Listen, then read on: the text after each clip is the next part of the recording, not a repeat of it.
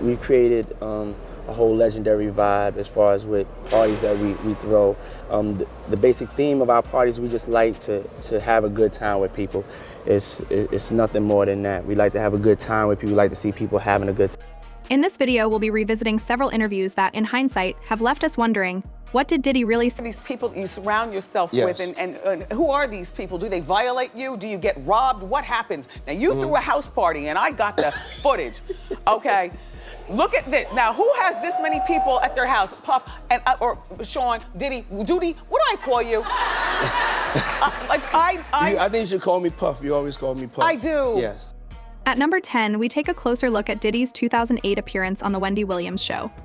Wendy Williams, who had a long-standing feud with Diddy dating back to her firing from Hot 97 in 1998, accused him of using his money and influence to try and crush her career. However, nearly 2 decades later, the two seem to have buried the hatchet when Diddy appeared on her show. Diddy portrayed himself as a matured role model, but there were some moments that, looking back, seem a bit ironic.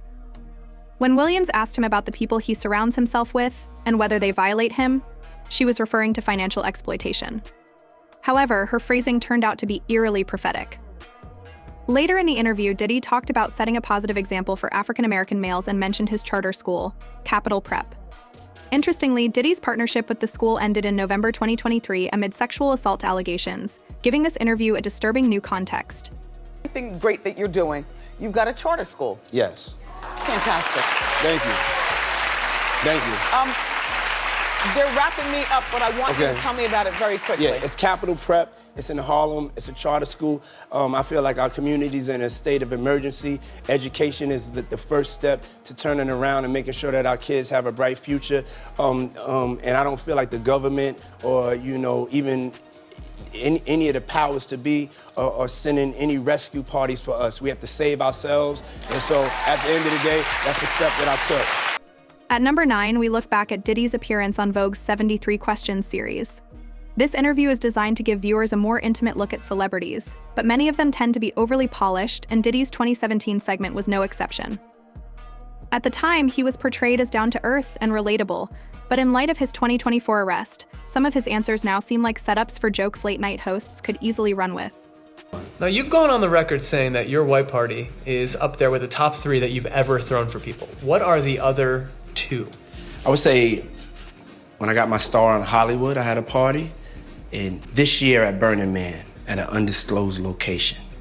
For instance, Diddy describes himself as eccentric, claims there are no misconceptions about him, and says that his greatest personal trait is compassion.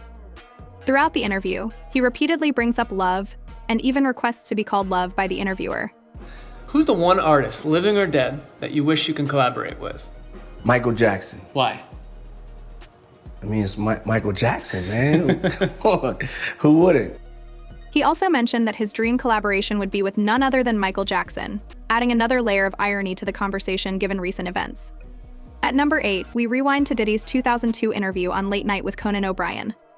Conan has a way of getting celebrities to reveal more than they intend, and in this case, it's an exchange that now feels disturbingly revealing. Women, beautiful women, of course. Beautiful women. Beautiful men for the ladies, of course. Wouldn't it be better if there weren't beautiful men there? There were just a lot of beautiful women and then just the guy? No. You have to make.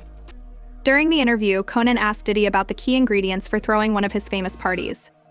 Diddy responded with a list that included beautiful women, handsome men, booze, water, and oddly enough, locks on the doors. Okay. Now, we need alcohols. Right. Alcohols. Right. Not just one alcohol. Alcohols. Right, just Plurals. different blend. You need Blends. the ladies, you need the booze. You need some water. For watering plants? No. What? No, I don't know if guys have noticed this, like a lot of ladies. Conan paused to ask if Diddy's parties were truly safe, to which Diddy admitted that the locks were a little kinky, though perhaps there's a more fitting term for it. While Diddy may have meant this as a joke, given the recent reports and accusations surrounding his parties, this remark now feels uncomfortably candid in hindsight. At number 7, we revisit Diddy's appearance on Jimmy Kimmel Live in 2023, just before Cassie Ventura filed her lawsuit against him. I want you to put that right, the entrance to your bedroom so all the ladies can see. All right. Yeah. way in. They can know. You're talking about the maid, I assume, right? Yeah. They can know that we friends. That will go in my hall of Diddy, which I have, I've got. Oh, okay. During the interview, Jimmy Kimmel brought up a wild rumor that had resurfaced in light of Jada Pinkett Smith's memoir, Worthy. Allegedly, a former security guard claimed that Will and Jada had approached Diddy, who was dating Jennifer Lopez at the time, about having a threesome with J.Lo. According to the rumor, Diddy supposedly threatened to beat up Will Smith. Mark the word love and keep it for yourself. I mean, I am love. hey, speaking of This love, is love. I saw a guy on the internet the other day who said he used to be your security guard, who said that when you were dating J.Lo, Will Smith and Jada tried to pick her up on a threesome and you were going to beat up Will Smith. Is that true? Yo, this show has gotten crazier since the last time I At number 6, we look back at Diddy's 2011 appearance on The Graham Norton Show. During the interview, Norton asked Diddy about a rumor that he had invited Princes William and Harry to one of his legendary parties. You want to get Prince William and Prince Harry to a Diddy party? I don't think, not anymore. I mean, before, Yeah, don't ruin our royal wedding for us. Trust me, they're off the list. As of now, they're off the list. But before, when they were young bucks growing up, and they were getting in a lot of trouble themselves. So hey, I was like, why don't you come hang out with me? At number 5, we revisit Diddy's defense of Justin Bieber during a 2014 Access Hollywood interview. At the time, Bieber had just been arrested for a DUI, and Diddy stepped in to offer his support. He acknowledged that Bieber had made some mistakes, but vowed to help keep the young star on the right path. Young, we've gotten, a lot of us have gotten speeding tickets before. There's people that have made mistakes. I don't think that he should be judged like he's not a human being or he's not a teenager that has to hit some stumbling blocks. You know what I'm saying? It's just not fair to make him a perfect human being. Should he be more responsible? He should definitely be more responsible. He's my brother, but I'm gonna make sure he gets on the right track. At number 4, we turn our attention to Diddy's unsettling 2009 interview on the Ellen DeGeneres Show. In the years leading up to 2024, both Diddy and Ellen have faced their share of controversies. Diddy was a frequent guest on Ellen's show, where puffy parties were often a topic of conversation, and he even received an invitation to one of her gatherings. However, one particularly disturbing moment came when DeGeneres asked Diddy about Rihanna and Chris Brown, who had been accused of domestic violence. Well, this leads me to the perfect thing, because I would like you to clear something up. There's a lot of talk going on with Chris Brown being at your place in Miami, and you arranging Chris and Rihanna getting back together.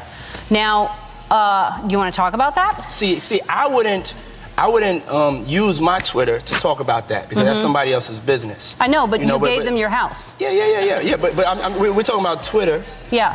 How you use Twitter, and that's something else. Reports surfaced that Diddy had lent Brown his Miami mansion, ostensibly to help the singer reconcile with Rihanna. Diddy didn't deny these claims, asserting that he had the right to lend his house to whomever he chose. While he condemned violence, he argued that accusations shouldn't be made without knowing all the facts. I'm just saying I wouldn't really Twitter about that. Okay, let's not Twitter about it. Let's talk about it. Okay. Sure. Let's talk about it because I think you clearly have a lot of people going, why would you do that? Why would you give Chris, a guy who hit a girl, and he's jet skiing around in your, I don't understand. Because, I mean, listen, I was a huge fan of Chris's. I love Chris, his music. He's a talented guy. But to hit a girl. Yeah, because I know both of them, and it's my house. And I'm allowed to give my house to whoever I want to give my house to. That's number one. Number two is that I'm the type of person that I don't cast a stone or cast a judgment on anybody. And so if a friend or friends ask me for a favor, then I'm gonna be there for a favor as long as I know that the energy of the favor is positive for two people to sit down and talk about. At number 3, we revisit Diddy's 2001 interview with Entertainment Tonight, where he discussed a scary gun trial he was facing at the time. However, a previous interview from 1999 eerily foreshadowed his current legal troubles.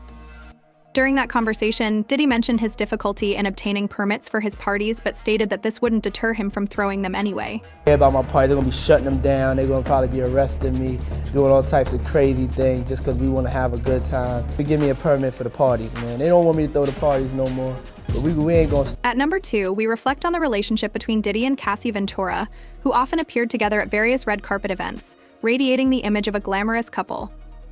However, this facade came crashing down when Cassie filed a lawsuit against Diddy, alleging a disturbing cycle of abuse, violence, and sex trafficking that reportedly lasted almost a decade. What a beautiful dress. Thank you so much. I wanted to ask you, can't wait to see 3 a.m. Yes. The controversy. Yeah. How can we get a tape of this? Oh, I'm going to send it to you. I will email it to you. Email me. Final question. Is there anything that you may want to confess tonight before you go in? I keep everything right here. There you go. Or right here. There you go. That's how you do it, right? At number 1, we take a look at Diddy's appearance on the Keenen Ivory Weigh-In show in 1998, where he shared the stage with heavyweight champion Mike Tyson. Initially, one might think the most intimidating presence would be Tyson, but in light of recent events, concern for Tyson's well-being seems more appropriate.